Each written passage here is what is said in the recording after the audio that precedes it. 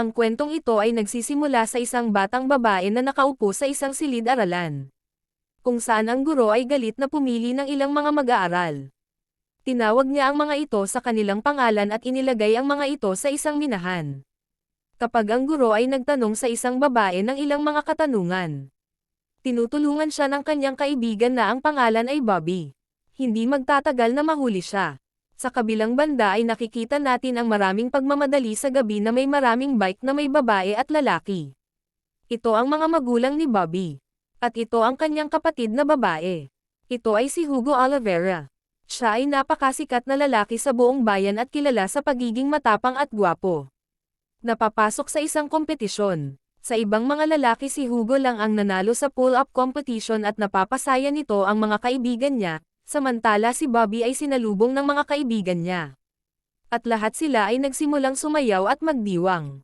Pagkatapos niya ay nag-imbite sa isang tinatawag na party ng mga mayayaman, at lahat sila ay nagpasya na sumali ang isang tao mula sa party na mukhang interesado kay Bobby. Kung saan nilapitan niya ito at tinawag itong ganda, na dati ay nakikipag-date sa kanya at naghahanap ng kapatawaran. Ngunit mukhang hindi interesado sa kanya. Ang lahat ng manlalaro ay nagpasya na pumunta na lang sa party.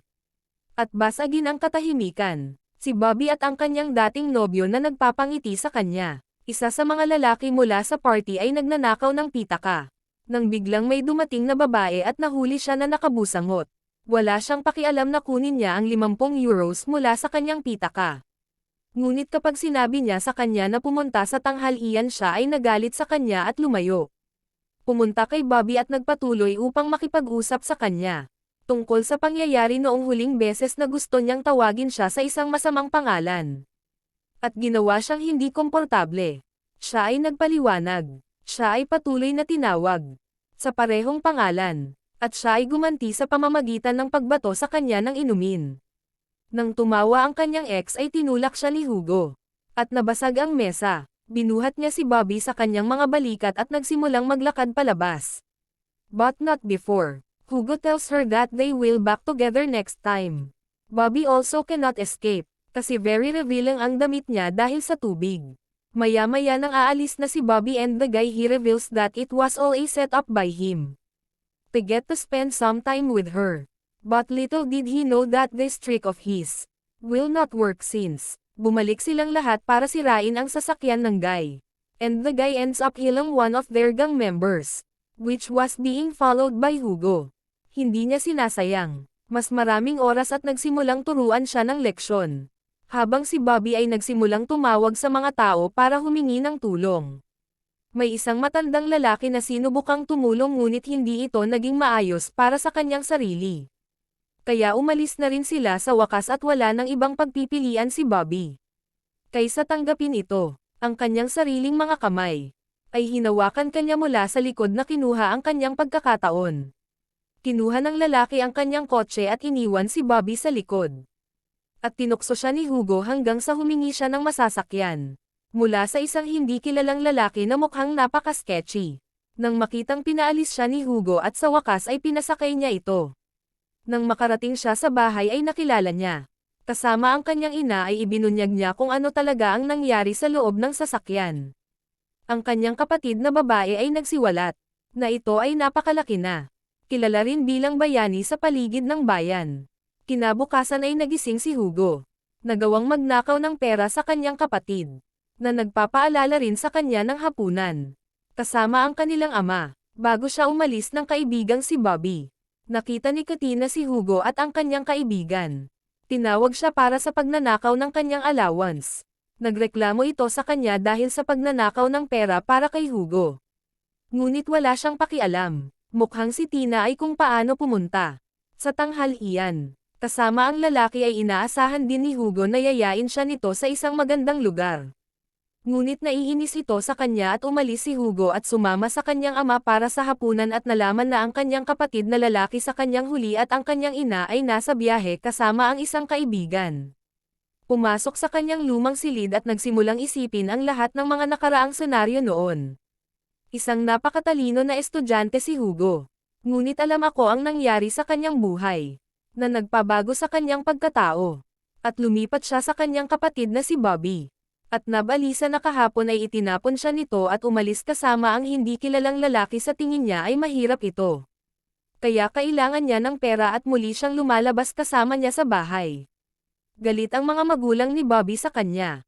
Dahil ang isa sa mga lalaki ay nagkaroon ng matinding pinsala. Kaya iniulat nila ang lalaki na kasama kanya kagabi. Ibinunyag niya ang kanyang pangalan. Sa huli ay iniisip ng kanyang kapatid na mula noong isiniwalat niya ang pangalan ni Hugo siya ay nasa malaking problema. Si Bobby ay nakatanggap ng tawag mula sa pagputol ng ina para sa ilang kadahilanan at nagpa siya na sumama sa isang lokal na karera. Dagdag kung saan siya naruroon ay dumating si Pogo at muling nagsimula. She reveals to him that she told her parents that he is the one to break the guy's nose at the part. To which is, natatakot ang kaibigan na baka makulong siya. Para dito. Ngunit hindi nag-aalala si Hugo dahil iniisip niya kapag ang day of the court will come she will do anything to save him. Because she will be so crazy for him till that time will come. Right after they have a weird race in which they will have to put their girls on the back while they will race she sits. Sakay sa isang hindi kilalang bike, kasama ang isa pang lalaki ay sumakay sila ng ilang sandali. At isang batang babae ang nasugatan, at lahat ng mga pulis ay dumating at inaresto ang bawat isa. Bago makatakas, mula sa kanilang isang pulis ay nakuhanan ang kanilang larawan at nagtago siya. Naghihintay na dumating si Hugo at sunduin niya ito mamaya. Ngunit hindi, bago ibigay sa kanya ang kanyang jacket at magpalit ng damit. Habang pinapanood niya ito, ginawa niya bago umalis. Sinubukan niya itong halikan at tanungin kung sasabihin pa ba niya ang tungkol sa kanya sa korte. At muli itong sinabi oo at sinampal siya, ang kapatid ni Hugo. Nakikita ng iba ang mga larawan nila ni Bobby sa dyaryo na tila nag-aalala. Dagdag sa susunod na araw si Hugo ay sumilip sa bintana ng kanyang silid at naglagay ng malaking poster. Ang kanyang larawan. Kaya paggising niya ay ipaalala sa kanya ang tungkol sa kanila. Natutuwa siyang makita ito at parang nai-inlove na siya. Nagpasya siyang makita muli si Hugo sa isang party. Pumunta si Bobby sa party at nagsimulang sumayaw. Dumating kaagad si Hugo at hinawakan ang kamay niya. Bumalik siya sa bahay pagkaraan ng ilang oras. Nahuli siya ng kanyang ina at nalaman niya iyon. Uminom siya ng kaunti, sinampal siya ng kanyang ina. Bago umalis sa kama si Bobby ay tumatawag mula kay Hug. Kung saan siya nagtanong na gusto niya itong makita. Inanong niya kung ano ang gagawin nila bukas na kung saan ay handa siyang pumunta kahit saan. Si Bobby ay naghihintay kay Hugo sa labas ng kanyang paaralan. Sinusundo niya ito na binabantayan ng kanyang guro. Habang naglalakbay sila ay nakita ni Hugo ang isang lalaki kasama ang kanyang ina sa loob ng sasakyan. At naalala niya ang alaala kung saan umalis ang kanyang ina at kalaunan ay nalaman niya ang isang lalaki sa kanyang ina. Sa isang nakasisiwalat na posisyon ay hindi niya napigilan ang kanyang galit at nauwi sa brutal na pambubugbog sa lalaki at sinimulan niyang bugbugin ang kanyang mga kamay dahil hindi siya makapaniwala na magagawa ng kanyang ina ang isang bagay na ganito, at ito ang simula ng masama. Niyakap siya ng lalaki. Sinubukang pagkalmayan siya. Kalaunan ay ibinunyag niya na ang kanyang ama at kapatid ay naniniwala na ang kanyang ina ay nasa isang paglalakbay kasama ang kanyang kaibigan. Doon sila ay may maraming mga romantikong sandali. Bago sila umalis pabalik sa bayan ay nagsimula siyang gumugol ng mas maraming oras with Hugo and his biker gang. Hugo's side girl comes and start to trouble Bobby a lot. And they both start to fight. Hugo and his mates comes in the way and he go took her away. He assure her that he will never cheat on her. Sa isang tattoo shop at masaya siyang nagpatato. Pumunta si Hugo sa kanyang bahay at hinanap ang ama ni Bobby kung saan niya gustong kausapin si Hugo tungkol sa isang bagay. Sinubukang sabihin sa kanya na ang kanyang mga aksyon ay magtatapos sa kanya sa bilangguan. Siya ay hindi sinasadyang kumilos ng medyo masyadong agresibo sa paaralan. Ipinaliwanag ng guro na maaari siyang mapatalsik sa paaralan dahil siya mismo ang pumirma sa liham ng pagliban. Sa pagliban sa kanyang sarili na sinundo siya ng kanyang ina at nagbabayad ng 8,100 euro, ang makakahanap ng makakaligtas sa kanya mula sa pagpapatalsik. Sinasabi niya ang lahat kay Hugo at pumasok siya sa kanyang silid. Sa pamamagitan ng kanyang bintana dinadala siya nito sa isang bakanteng pool sa gabi at nagsaya sila. Isang araw pumunta si Hugo sa paaralan ni Bobby at nakipag-usap sa guro at sabihin sa kanya na huminto at huwag siyang bigyan ng anumang gulo. At kinabukasan humingi siya ng pabor sa kanyang ama at masaya itong hinayaan siya. At nagpa siya na hawakan ang kanyang ina. Dinala siya ni Hugo sa isang lugar na malayo sa bayan. Pumunta sila sa isang lumang bahay kasama isang magandang lugar at doon sila ay may maraming oras ng kalidad hanggang sa susunod na umaga. Lumayo din siya para iregalo sa kanyang guro ngunit nakita niya si Peter doon. At napagtanto niyang si Hugo pala ang dumukot kay Pepita kanina. At tumakbo siya palayo doon. Maya-maya dumating si Bobby sa apartment ni Hugo at gustong makipag-usap. Pinagalitan siya ni Bobby at nagpa siya na makipaghiwalay sa kanya. Araw na ng party at naghahanda na si Bob. Habang iniisip pa rin ni Hugo na sasabak na naman sa karera. Ang kaibigan ni Hugo. Pero wala na si Hugo. Nakarating din siya sa party ni Bobby at parang nagbago na siya para sa kanya. Natigilan siya nang makita siyang nagbago. Dahan-dahan silang lumapit at nagsimulang maghalikan sa isa't isa. Samantala ang kanyang kaibigan ay nasa bingit na upang manalo sa karera.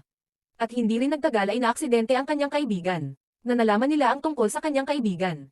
Sa lalong madaling panahon, pagkatapos lamang niyang malaman na ang punto ay hindi na nakikita. Ito ay nagsimulang umiyak ng malupit na hindi na kinaya ni Bobby at gusto na lang niyang iwanan ito. At isang kapahamakan, dahil sinampal niya si Bobby. Bago siya umalis, simulan na ang pull-up. Iniisip ang lahat ng mga nangyayari sa buhay niya. Habang si Bobby ay gumugugol ng mas maraming oras sa kanyang kapitbahay. Nakalimutan niya ito at tinanggal ang kanyang numero habang siya ay nagdurusa sa lahat ng sakit. Isang araw ay tumawag si Hugo at may dumating sa apartment. Katina who wish him happy Christmas, she give him a gift of his and polo. And picture to which he starts to cry. They both have not met Bobby. After the accident she suggests him to forget about Bobby because she is going with this other guy. Later he went to ang parehong phone booth para kausapin si Bobby at tinawagan ang kanyang ina at sinagot ang tawag. Hindi iyon ibigay ang telepono kay Bobby. Nakita niya silang papalabas sa isang kotse. Hindi na niya nakayanan at manatili sa labas ng kanyang apartment. Umiyak sa sakit. Ang dulo ay makikita natin si Hugo at ang kanyang kapatid. Si Hugo ay nagsasabi sa kanyang kapatid na siya ay papasok sa trabaho dahil hindi siya maaaring manatili dito. Nagsimula niyang maalala na sa puntong nagsimula ang lahat, na pagtanto mo na ang mga bagay ay minsan lang mangyari. Kahit anong pilit mo, hindi mo naramdaman ang parehong mararamdaman ang 3 metro sa itaas ng langit. Kung nagustuhan mo ang romance movie recap na ito, mangyaring suportahan kami sa pamamagitan ng pagbibigay sa video na ito ng isang tulad na ito ay napakahalaga sa amin. Sa huli makikita namin si Hugo at ang kanyang kapatid na lalaki. Si Hugo ay nagsasabi sa kanyang kapatid na siya ay papasok sa trabaho dahil hindi siya maaaring manatili dito. Nagsimula siyang matindaan na sa puntong ito ay nagsimula ang lahat, na napagtanto mo na ang mga bagay ay isang beses lang mangyari. Kahit anong pilit mong gawin hindi mo mararamdaman.